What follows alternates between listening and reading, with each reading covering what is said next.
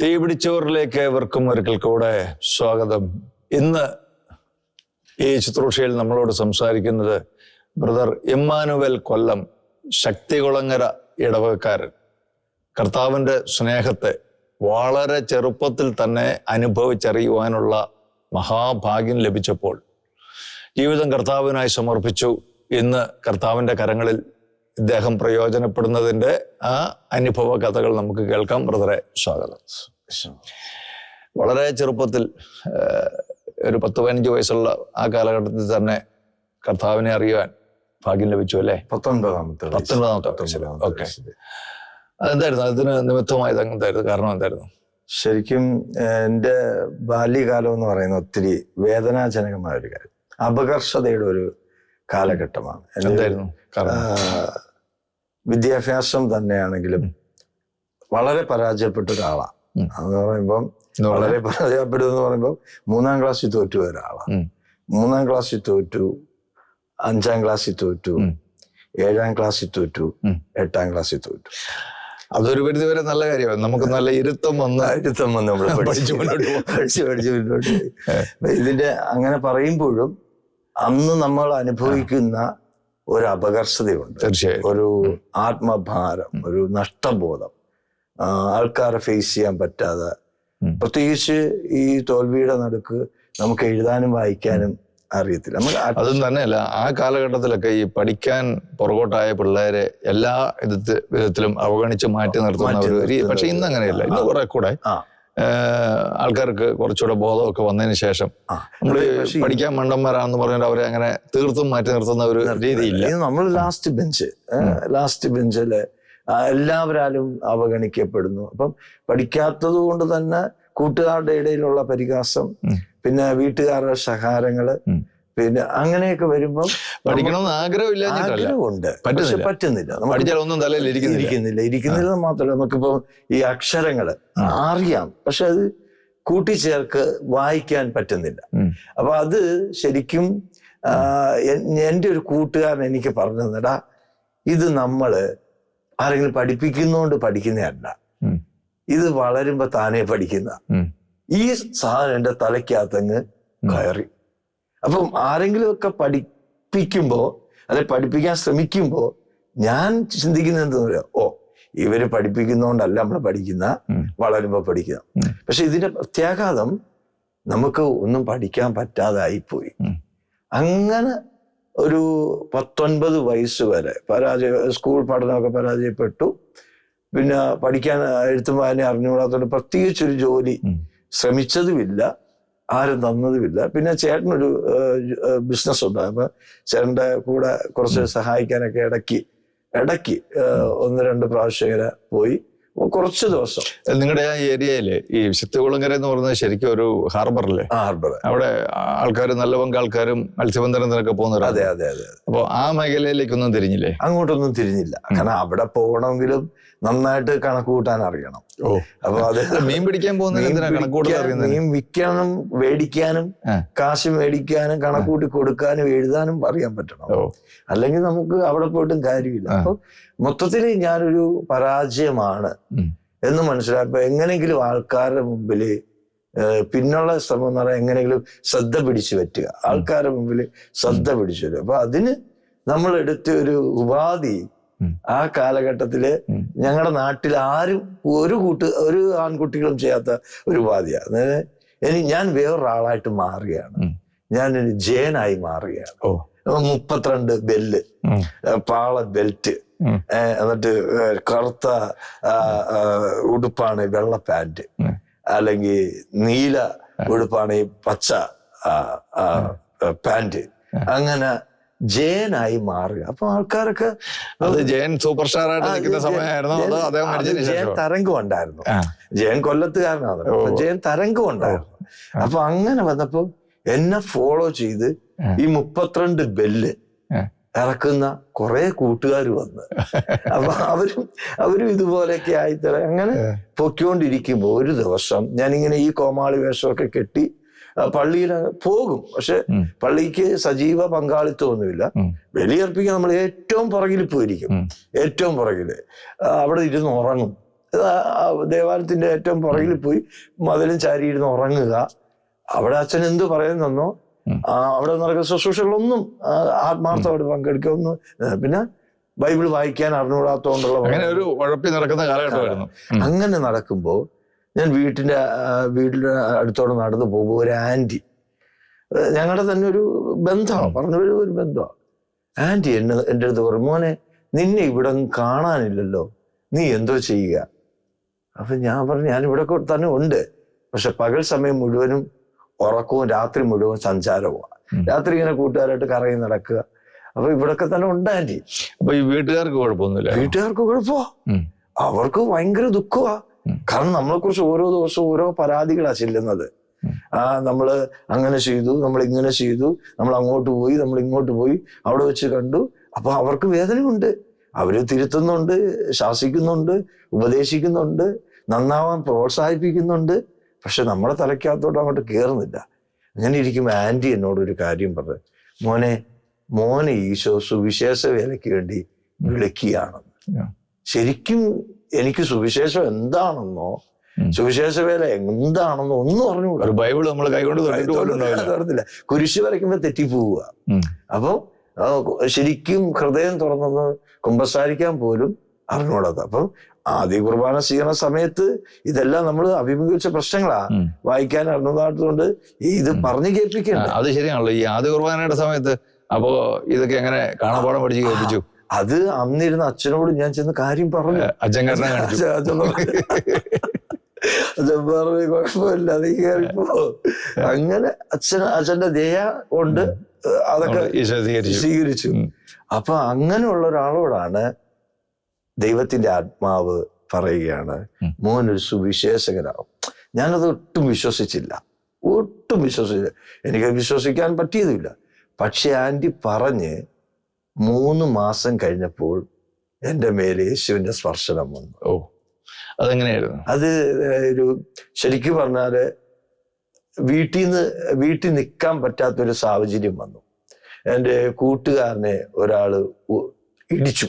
അപ്പൊ കൂട്ടുകാരനെ ഇടിച്ചപ്പം ആ കൂട്ടുകാരൻ വന്നിട്ട് പറഞ്ഞടാ എന്നെ ഒരുത്തന് ഇടിച്ചു. അപ്പൊ ഞാൻ പറഞ്ഞു, നിന്നെ ഇടിച്ച? എന്നാ നമുക്ക് അവനെ തിരിച്ചിടിക്കണം. ശരിക്കും നമുക്ക് പേടിയുണ്ട്. അപ്പം വേറെ കുറെ ഫ്രണ്ട്സ് ഒക്കെ ഉള്ളത് കൊണ്ട് നമുക്ക് അവനെ പോയി തിരിച്ചിടിക്കാം. അപ്പൊ ഒരു 10, 30, 40 കൂട്ടുകാരന്മാരുണ്ട്. അപ്പൊ എല്ലാവരും തീരുമാനിക്കുക അവനെ പോയി ഇടിക്കാം. അപ്പൊ ഞാൻ ഓർക്കുകയാണ്, 40 പേരൊക്കെ പോയി ഒരാളുടെ മൂക്കിടിച്ചു പൊട്ടിച്ചാ അവന് മൂക്കേ കാണത്തില്ല. അപ്പോ ഒറ്റയ്ക്ക് പോയി ഇടിച്ചു പൊട്ടിക്കാം. അങ്ങനെ വീട്ടിൽ നിന്ന് സൈക്കിൾ എടുത്ത് ശക്തികുളങ്ങര സെന്റ് ജോസഫ് ഹൈസ്കൂളിൽ ക്രിസ്മസിന്റെ പരീക്ഷ നടക്കുന്ന സമയത്ത് പരീക്ഷ തുടങ്ങാൻ പോവുക.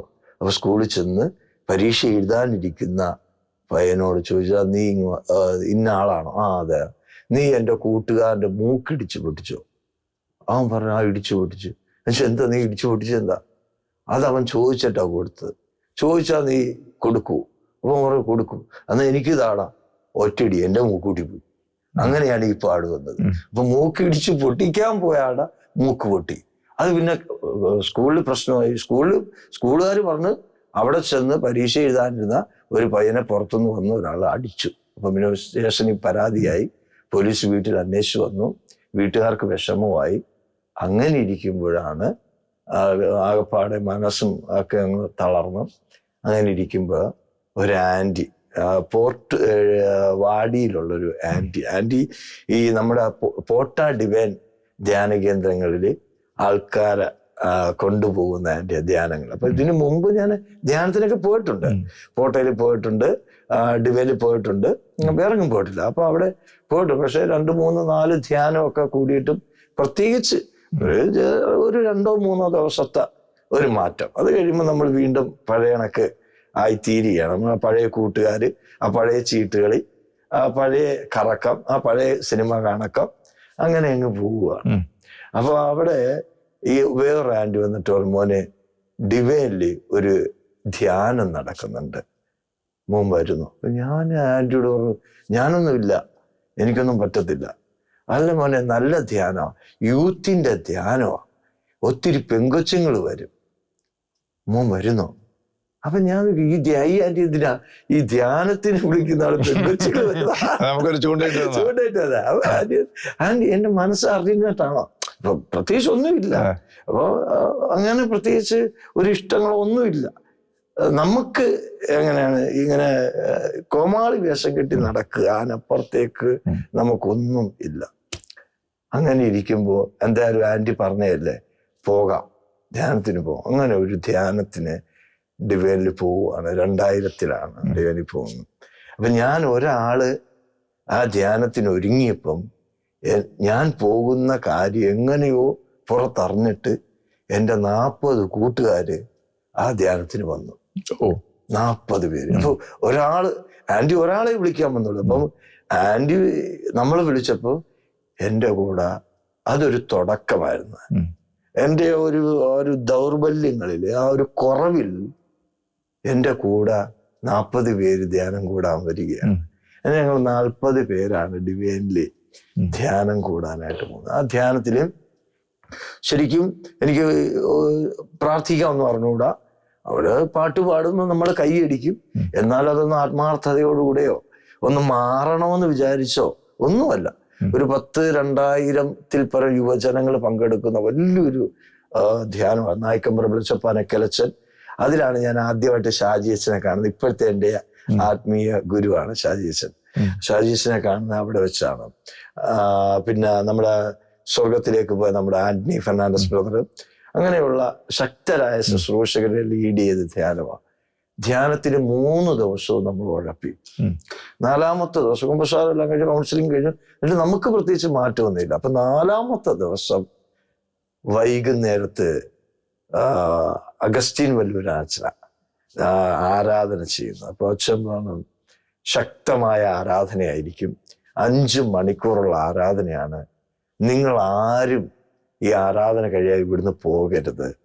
എന്ത് സംഭവിച്ചാലും അതിന്റെ ഉത്തരവാദിത്വം ഞങ്ങൾ ഏറ്റെടുത്തോളാം. ഇത് ചിലര് കരയും, ചിലര് വീഴും. ആരാധനയിൽ എന്താ സംഭവിച്ചു? അപ്പൊ അവിടെ അതിലേക്കാണ് ഞാൻ വരുന്നത്. അപ്പൊ ഈ ആരാധനയുടെ സമയത്ത് എല്ലാവരും സ്തുതിച്ച് പ്രാർത്ഥിക്കാൻ തുടങ്ങി. അപ്പൊ എൻ്റെ ചുറ്റും എന്നോടൊപ്പം ഉഴപ്പിക്കൊണ്ടിരുന്നവർ പോലും പ്രാർത്ഥനയിലായി. 10,000-2000 യുവജനങ്ങളുടെ ഇടയിൽ ഒരാൾ മാത്രം കൈയും കെട്ടി നിൽക്കുക. അത് ഞാൻ ഇങ്ങനെ നിൽക്കുമ്പോൾ ഒരു സ്വരം കേൾക്കുകയാണ്. ആദ്യമായിട്ടാണ്. അതിന് മുമ്പ് അങ്ങനെ ഒരു സ്വരം, അതിനുശേഷവും അങ്ങനെ ഒരു സ്വരം ഞാൻ കേട്ടിട്ടില്ല. ആദ്യമായിട്ടാണ് ദൈവം ഒരാളോട് സംസാരിക്കും. ദൈവത്തിന് ഒരാളോട് സംസാരിക്കാൻ പറ്റും.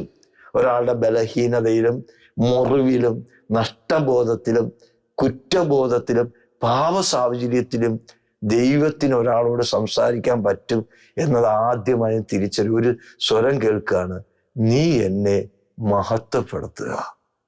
ഈ സ്വരം കേട്ടപ്പോൾ എന്നെ അറിയാതെ തന്നെ കരങ്ങൾ ഉയർത്തുക. അറിയാതെ കരങ്ങൾ ഉയർത്തി ഞാൻ ദിവ്യകാരുണ്യത്തിലേക്ക് നോക്കുമ്പോൾ ഒരു വലിയൊരു പ്രകാശം. അപ്പൊ ഞാൻ വിചാരിച്ചു എൻ്റെ തോന്നലായിരിക്കും, എൻ്റെ ഈ കുറ്റബോധം കൊണ്ടും ഈ പാപഭാരം കൊണ്ടും എൻ്റെ ഈ നിഷേധാത്മ ചിന്ത കൊണ്ടുമൊക്കെ ചിലപ്പോൾ എനിക്ക് തോന്നുന്നതായിരിക്കും. അല്ലെങ്കിൽ ഇവിടെയുള്ള ഈ സംഗീതത്തിൻ്റെ കയ്യടിയുടെയും ആരവത്തിൻ്റെയും നടുവിൽ എൻ്റെ ഇമാജിനേഷൻ ആയിരിക്കും ഇത്.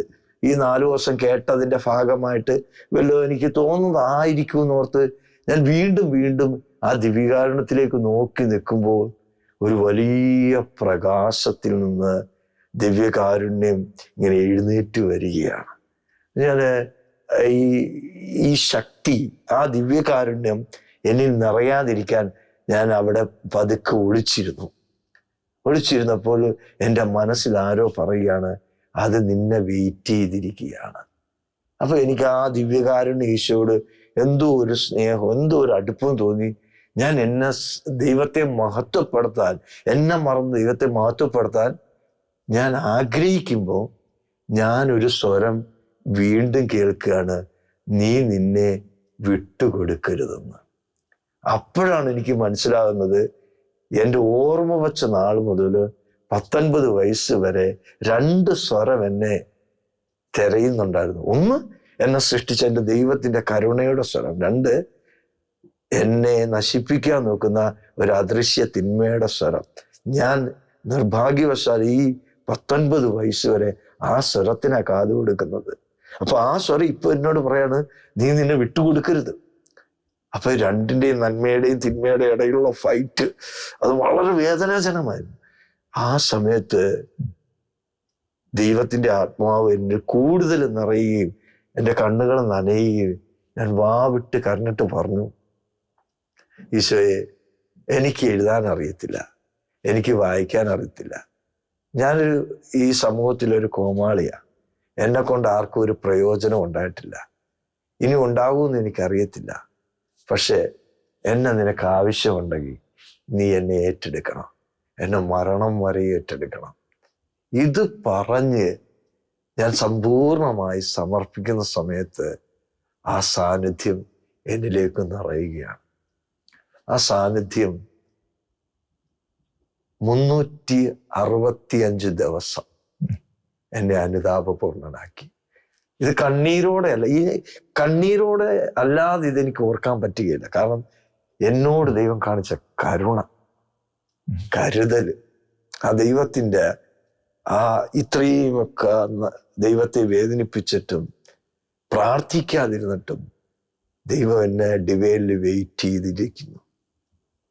1 വർഷക്കാലം ഈ ഒരു അനുഭവം ഇങ്ങനെ നിലനിന്നാണോ പറയുന്നത്? 1 വർഷക്കാലം മുഴുവനും ഒറ്റ പ്രാർത്ഥനയുള്ളൂ, യേശുവേ, ഞാനൊരു പാപിയാണ്, എന്നോട് കരുണ കാണിക്കണം. യേശുവേ, എനിക്ക് എൻ്റെ മരണം വരെയും നിനക്ക് വേണ്ടി ജീവിക്കണം. അങ്ങനെ ആ ധ്യാനത്തില് ആ സാന്നിധ്യം എൻ്റെ മേൽ വന്നു. ഞാൻ ബോധം കിട്ടി അവിടെ വീണു. പിന്നീട് ഞാൻ കണ്ണു തുറന്ന് നോക്കുമ്പോൾ എൻ്റെ കൂട്ടുകാരൻ്റെ മടിയിലാണ്. അവരെല്ലാം ചുറ്റും കൂടുക. അപ്പൊ അവരും കരയുന്നുണ്ട്. അവരെൻ്റെ അടുത്ത്, നിനക്ക് എന്താ പറ്റി, നീ എന്തെല്ലാം പറഞ്ഞത്, നീ ചെയ്ത പാവം എല്ലാം, ഇത്രയും പാവമൊക്കെ നീ ചെയ്തു. ഞാൻ എൻ്റെ വേദനയിൽ ഈശോയോട് എൻ്റെ പാവം പറഞ്ഞത് അവർ കേട്ടു. എൻ്റെ ഓർമ്മ വച്ച സമയം അത് കഴിഞ്ഞ് എഴുന്നേറ്റപ്പോൾ എൻ്റെ മനസ്സിലാകപ്പാടെ ഒരു ഒറ്റ ആഗ്രഹമുള്ളൂ, എങ്ങനെയും ഈശോയ്ക്ക് വേണ്ടി ജീവിക്കണം. കൂട്ടുകാരോടൊത്ത് കളിക്കാൻ പോകണം, അല്ലെങ്കിൽ പൈസ ഉണ്ടാക്കണം, സമൂഹത്തിൽ പേരെടുക്കണം, അല്ലെങ്കിൽ ശ്രദ്ധ പിടിച്ചു പറ്റണം. അങ്ങനെയുള്ള ആ രീതിയെല്ലാം മാറിയിട്ട് പ്രാർത്ഥിക്കണം. ഈ ഒരു ആഗ്രഹം എന്നെ വേട്ടയാടണം. ധ്യാനം കഴിഞ്ഞ് വീട്ടിൽ പോയി ആദ്യം ചെയ്തത് എൻ്റെ അപ്പച്ചനിപ്പോൾ ഇല്ല, സ്വർഗത്തിൽ പോയി. അപ്പച്ചനോട് ഞാൻ അപ്പച്ചൻ്റെ കാലിൽ വീണ് മാപ്പി ചോദിച്ചു. അങ്ങനെ അപ്പച്ചൻ എന്നെ 19 വയസ്സ് വരെ വളർത്തി. അപ്പച്ചൻ പ്രതീക്ഷയൊന്നും എനിക്ക് തരാൻ പറ്റിയില്ല. അപ്പച്ചൻ എന്നോട് ക്ഷമിക്കണം, ഞാൻ അപ്പച്ചനെ വേദനിപ്പിച്ചിട്ടുണ്ട്. അപ്പനോടും അമ്മയോടും എൻ്റെ സഹോദരങ്ങളോടും എൻ്റെ പ്രവൃത്തി കൊണ്ട് അവർക്കുണ്ടായ വേദനയോട് മാപ്പി ചോദിച്ചിട്ട് ഞാൻ ആദ്യമായി ഒരു ആഗ്രഹം പറയുകയാണ്, എനിക്ക് പോട്ട ആശ്രമത്തിൽ പോയി 40 ദിവസം പ്രാർത്ഥിക്കണം. അപ്പൊ അത് അങ്ങനെ പറയാനുണ്ടായ കാരണം ഡിവൈനില് ഈ ധ്യാനത്തിൽ പറഞ്ഞിരുന്നു, പോട്ടയില് അന്ന് അവിടെ ഇരിക്കുന്നത് നമ്മുടെ ആന്റണി തൈക്കാനത്ത് അച്ഛനാണ് എൻ്റെ ഡയറക്ടറായിട്ട് ഇരിക്കുന്നത്. അപ്പൊ നമ്മുടെ ജോഷി അച്ഛനാണ് നമ്മുടെ ജോൺ കണച്ചേരി അച്ഛനായിരുന്നു. അച്ഛൻ അപ്പൊ ആന്ധ്രയിലോട്ട് മാറുകയാണ്. അപ്പൊ ആ സമയത്ത് അവിടെ അവര് പറഞ്ഞു, ഈ ധ്യാനം കഴിഞ്ഞ ആർക്കെങ്കിലും പ്രാർത്ഥിക്കാൻ ഇഷ്ടമുണ്ടെങ്കിൽ പോട്ടയിൽ 40 ദിവസത്തെ ഒരു പ്രാർത്ഥനയുണ്ട്, നിങ്ങൾക്ക് പോകാം. അപ്പൊ ഈ ധ്യാനത്തിന്റെ ഈ വാർത്തയുടെ എനിക്കും ഒരാഗ്രഹമായി. 40 ദിവസം പോയി പ്രാർത്ഥന. അത് ഒരു നേരമുള്ളൂ ഭക്ഷണം, ഉച്ചയ്ക്ക് ഭക്ഷണം, രാവിലെയും രാത്രിയില്ല. ഉച്ചയ്ക്ക് നമുക്ക് കഴിക്കാം, ഇടയ്ക്ക് ചൂടുവെള്ളമൊക്കെ കുടിക്കാം, കാപ്പിയെ കുടിക്കാം, രാവിലെ ചായ കുടിക്കാം, ചെറിയൊരു ഫാസ്റ്റിങ്. അപ്പോൾ അപ്പച്ചനോടും അമ്മച്ചിയോടും പറഞ്ഞു എനിക്ക് അവിടെ പോകണമെന്ന് പറഞ്ഞു. അവര് എന്നെ അനുവദിച്ചു. ഞാൻ പോട്ടയിൽ ചെന്ന് അച്ഛനോട് ഞാനിങ്ങനെ കാര്യമൊക്കെ പറഞ്ഞപ്പോൾ അച്ഛൻ പറഞ്ഞു, നീ പോയി നിന്റെ മാതാപിതാക്കൾ വിളിച്ചോണ്ട് വരാൻ പറഞ്ഞു. മാതാപിതാക്കളെ വിളിക്കുന്നത്, അല്ലാതെ നിന്നെ ഇരുത്തത്തില്ലെന്ന് പറഞ്ഞു. അപ്പൊ ഞാൻ പറഞ്ഞു, അച്ഛൻ അവരെല്ലാം സമ്മതിച്ചതാ, അപ്പൊ എനിക്ക് അന്ന് ഫോണൊന്നുമില്ല. അവർ സമ്മതിച്ചതാ. അതിന് ഇല്ല, അവരെ വിളിച്ചോണ്ട് വാ. അപ്പൊ ഞാൻ എൻ്റെ ബാഗ്, അച്ഛൻ പറഞ്ഞു നീ ബാഗൊന്നും കൊണ്ടുപോകണ്ട, ബാഗൊക്കെ ഇവിടെ വെച്ചിട്ട് നീ പോയി അവരെ വിളിച്ചിട്ട് വരാൻ പറഞ്ഞു. അങ്ങനെ ഞാൻ തിരിച്ചു പോയി. എൻ്റെ അപ്പച്ചനെയും അമ്മച്ചിയോട് ഞാൻ പറഞ്ഞു എൻ്റെ കൂടെ വരണം. അവര് വളരെ സാധുക്കളാ, വളരെ സന്തോഷത്തോടു കൂടെ. കാരണം അവരുടെ ലൈഫിൽ ഞാൻ പ്രാർത്ഥിക്കുന്നത് അവരെ സംബന്ധിച്ച് മഹാ അത്ഭുതമാണ്. 10 മണി 11 മണി 12 മണിയായാലും വീട്ടിൽ കയറാത്ത ആള്, കൂട്ടുകാർക്ക് വേണ്ടി തല്ലുണ്ടാക്കാൻ പോകുന്ന ഒരാള്, എല്ലാ രീതിയിലും പരാജയപ്പെട്ട് നിൽക്കുന്ന ഒരാള് പ്രാർത്ഥിക്കുകയെങ്കിലും ചെയ്യാൻ തുടങ്ങിയല്ലോ. അപ്പൊ ഇതിനിടയ്ക്ക് വേറെ രസമുണ്ട്. ധ്യാനത്തിന് പോകാൻ എൻ്റെ അമ്മ എനിക്ക് പൈസ തരും. അന്ന് ഏതാണ്ട് 250 രൂപ 175 രൂപ കണ്ടാണ് രജിസ്ട്രേഷൻ. പക്ഷെ അമ്മ പൈസ തരുമ്പോൾ എൻ്റെ മൂത്ത ചേട്ടൻ എന്നോട് അമ്മയോട് പറയുകയാണ്, ഓ ഇത്രയും പൈസ ഉണ്ടായിരുന്നു എത്ര കുറ്റി പുട്ടും മേടിച്ച് കഴിക്കായിരുന്നു. എന്നുവെച്ചാൽ ഈ പൈസ കൊടുത്താൽ ഇവര് ഈ ധ്യാനത്തിന് പോയാലും ഇവൻ ശരിയാകാൻ പോകുന്നില്ല. പക്ഷെ ആ കർത്താവിൻ്റെ കരുണ എല്ലാവരെയും മാറ്റിമറിച്ച് പിന്നീടുള്ള അങ്ങോട്ടുള്ള ദിവസങ്ങള് പോട്ടാശ്രമത്തിൽ ആ 40 ദിവസത്തെ പ്രാർത്ഥനയിലാണ് പിന്നെ വായിക്കാനും പഠിക്കാനും. സാധ്യമായത് അത് അവിടെ ഈ 40 ദിവസത്തെ പ്രാർത്ഥനയിൽ അപ്പൊ എനിക്ക് വായിക്കാൻ അറിഞ്ഞൂടാ എന്ന് ഞാൻ ആരുടെ പറയാറില്ല. കാരണം എനിക്ക് അപകർഷതയുണ്ട്. ഇന്നാണ് ഞാൻ പറയും എനിക്ക് അറിഞ്ഞൂടാത്ത കാര്യം അറിഞ്ഞൂടാന്ന് തന്നെ പറയും. കാരണം അറിഞ്ഞൂടാത്തൊരു കാര്യം അറിയാവുന്ന പറഞ്ഞ് നാണം കെടുന്നതിനേക്കാൾ അറിഞ്ഞൂടാന്ന് പറഞ്ഞ് അതിനെ സമ്മതിക്കുമ്പോൾ അതിനകത്തൊരു ദൈവനീതിയുണ്ട്. അപ്പൊ അത് പക്ഷെ അന്ന് എൻ്റെ അഹങ്കാരം, എൻ്റെ ലജ്ജ, എൻ്റെ ഇതൊന്നും എനിക്ക് സമ്മതിക്കാൻ അപകർഷത പറ്റത്തില്ല. ഭയങ്കര അപകർഷതയൊക്കെയായിരുന്നു, ഭയങ്കര ഭയമായിരുന്നു ആൾക്കാരോട്. ഇപ്പോ അന്നാണ് ബ്രദർ എന്നോട് ഇങ്ങനെ മിണ്ടാൻ പറഞ്ഞെങ്കിൽ ഞാനിവിടെ തലറങ്ങി വീഴും. അത്ര ഒരാളെ നോക്കി 2 വാക്ക് പറയാൻ. എങ്ങനെയാണ് പിന്നീട് ഈ ബൈബിൾ വായിക്കാനായിട്ട്? അങ്ങനെ ഈ ഒരു 4 പേര് ഉണ്ട് ഞങ്ങളുടെ കൂടെ. 5 പേരാണ് മൊത്തം ഇത് ഉപവസിക്കുന്നത്. അപ്പം അവിടെ എല്ലാ ദിവസവും 3 മണിക്ക് ഇതുപോലൊരു ഒക്ടോബർ മാസം ഒരു ജപമാല മാസം 3 മണിക്ക് മരിയൻ കൂടാരം എന്ന് പറഞ്ഞ കൂടാരത്തില് ഒരു ജപമാലയുണ്ട്. ഈ ജപമാല അവരെ ലീഡ് ചെയ്യും. അപ്പൊ കുറച്ച് പേര് പുറത്തുനിന്നുള്ളവരൊക്കെ വന്നിങ്ങനെ പങ്കെടുക്കും. അപ്പോൾ എൻ്റെ കൂടെയുള്ള ബ്രദേഴ്സ് അവര് ജപമാല നടത്തും. ഞാനിരുന്ന് നന്മാർന്ന് പറയും, പരിശുദ്ധ പറയും. അവര് പറയുന്ന കേട്ട് ചൊല്ലും, പിന്നെ സ്തുതിക്കും. അപ്പൊ ഈ ധ്യാനത്തിന് പോയപ്പം എനിക്ക് സ്തുതിക്കാനായിട്ട്, ദൈവത്തെ മഹത്വപ്പെടുത്താനായിട്ടുള്ള ആ ഒരു ലജ്ജ മാറിക്കിട്ടി. പിന്നെ സ്തുതിച്ചോണ്ടിരുന്നു 45-ാമത്തെ ദിവസം. അപ്പൊ ഇതിനിടയിൽ ഞാൻ ഈ മാതാവിനോട് പറയുന്നുണ്ട്, എനിക്ക് വായിക്കാൻ പഠിക്കണം, എനിക്ക് ബൈബിള് വായിക്കണം. എൻ്റെ ആഗ്രഹം അതാ, എനിക്ക് ബൈബിള് വായിക്കണം. ഞാൻ ഈ 45-ാമത്തെ ദിവസം ജപമാല നടക്കുമ്പോൾ ഒരു സഹോദരൻ, ഒരു ബ്രദറ് ജപമാല ഫസ്റ്റ് രഹസ്യം തുടങ്ങി വെച്ചിട്ട് എഴുന്നേറ്റ് പോവുക. വീണ്ടും അടുത്ത ആള് ആ ബുക്ക് എടുത്ത് 2ാമത്തെ രഹസ്യം ചൊല്ലുന്നു. അത് ചൊല്ലി തുടങ്ങിയിട്ട് അദ്ദേഹം പോവുക. ഞാനത് ശ്രദ്ധിക്കുന്നില്ല. സാധാരണ അങ്ങനെ പോകത്തില്ല. എന്താ ഇവർ പോകുന്നതെന്ന് എനിക്കറിയത്തില്ല, എങ്ങോട്ടാ പോകുന്നതെന്ന് എനിക്കറിയത്തില്ല. പിന്നീട് എനിക്ക് മനസ്സിലായത് പരിശുദ്ധ അമ്മ എന്നെ വായിക്കാനായിട്ട് പഠിപ്പിക്കുന്ന ഒരു സമയമായി. 3ാമത്തെ രഹസ്യം തുടങ്ങി വെച്ചിട്ട് അടുത്ത ആള് എഴുന്നേറ്റ് പോയി. അപ്പോ ഞാൻ മാതാവിനോട് മാതാവേ, ഇയാളെ ഇവിടുന്ന് എഴുന്നേറ്റ് വിടരുത്, ഇയാള് പോകരുത്, ഇയാള് കാരണം നമ്മുടെ വിടാ. അപ്പൊ ആൾക്കാരുണ്ട് പുറകില്, വായിക്കാൻ എങ്ങനെ പറയും, അറിഞ്ഞൂടാന്ന് പറയും. മാതാവിനോട് കണ്ണീരോടെ പ്രാർത്ഥിക്കുക. ഈ ഭൂമി പിളർന്ന് താഴോട്ട് പോയിരുന്നെങ്കിലെന്ന് ചിന്തിച്ച സമയം അത്രമാത്രം ലജ്ജ. അവിടെ 5ാമത്തെ രഹസ്യം തുടങ്ങി വെച്ചിട്ട് കൂടെയുള്ള 4ാമത്തെ ആളും പോവുക. ഇനി ബാക്കി ജപമാല സമർപ്പണമുണ്ട്, ലത്തിന്യുണ്ട്. ഇതാര് ചൊല്ലും? കണ്ണീരോടെ ഇങ്ങനെ നോക്കുമ്പോൾ ആദ്യമായിട്ട് ഒരു മരിയൻ അനുഭവം ഉണ്ടാകുകയാണ്. പരിശുദ്ധ അമ്മ കർമ്മല മാതാവിന്റെ രൂപമാണ്. ഉണ്ണീശോ കയ്യിലുണ്ട്, ഒരു ദണ്ട് വെച്ചിട്ടുണ്ട്. പരിശുദ്ധ അമ്മ ആ ദണ്ട് എൻ്റെ നേർക്കൊന്ന് നീട്ടുക. ഒരു പച്ച, മഞ്ഞ, ചുവപ്പ്, നീല, കറുപ്പ്, വയലറ്റ് കളർന്ന ഒരു ലേസർ രശ്മി പോലെ ഒരു പ്രകാശം എൻ്റെ നെറുകയിൽ ഇങ്ങനെ വന്ന് നിറയുക. എൻ്റെ കണ്ണുകൾ നനഞ്ഞ് ശരീരം വിറച്ച് കാതിന്നൊരു ചെറിയൊരു ഹൂന്നും പറഞ്ഞൊരു ശബ്ദം ഇങ്ങനെ പോവുക. അപ്പോഴത്തേന് 10 മണി കഴിഞ്ഞു. പരിശുദ്ധ അമ്മ എന്നോട് പറയാണ് ആ ബുക്ക് എടുത്ത് വായിക്കുക. അപ്പോ അതുവരെ എൻ്റെ നിരവധി ടീച്ചർമാര്, എൻ്റെ സഹോദരങ്ങള്, എൻ്റെ അപ്പച്ചൻ, അമ്മച്ചി, നടക്കാത്ത കാര്യം പരിശുദ്ധ അമ്മയുടെ പാഠശാലയില് വായിച്ചു തുടങ്ങിയാണ്. വളരെ അതിശയകരമായിരിക്കുന്നു. ശരിക്കും ഇതിൽ നിന്ന് നമുക്ക് മനസ്സിലാക്കാൻ പറ്റുന്ന ഒരു കാര്യം ഞാൻ പറയാം. നമ്മുടെ പ്രേക്ഷകരോടായിട്ട് പ്രത്യേകം പറയേണ്ട ഒരു കാര്യമുണ്ട്.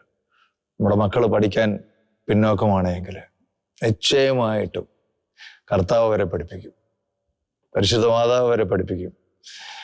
നമുക്ക് ബ്രദറിന്റെ അനുഭവങ്ങളുടെ ഇത് തുടക്കമാണ്. വീണ്ടും കർത്താവ് വഴി നടത്തിയ അനുഭവങ്ങൾ അടുത്ത എപ്പിസോഡിൽ നമുക്ക് കേൾക്കാം. അതുവരെ കർത്താവിൻ്റെ കൃപയിൽ നമ്മളെല്ലാവരും ആയിരിക്കട്ടെ.